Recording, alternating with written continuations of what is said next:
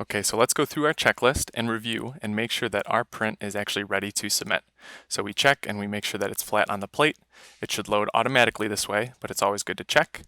We check layer height and know that this is not a small detailed model, so we want it at 0.2 so it'll print fast. Infill percent, we're good with 20% so it's strong, and there's no reason for us to make it higher or lower.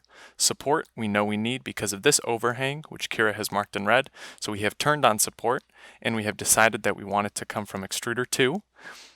And we look at extruder 2, and we verify that we have it set to PVA, the dissolvable material, and we have it with the right print core BB 0.4. We also could have set support to print with the same plastic as our model that we would then break off afterwards. We check adhesion. We know we don't need it for this model because it has a nice round flat bottom, but if you had a model with only skinny parts or really small legs or something touching the plate, then you would want to turn adhesion on. So we look at all these things and we've decided on each of them, and we have a good reason for making every choice we have, so we know our model is ready to save and submit.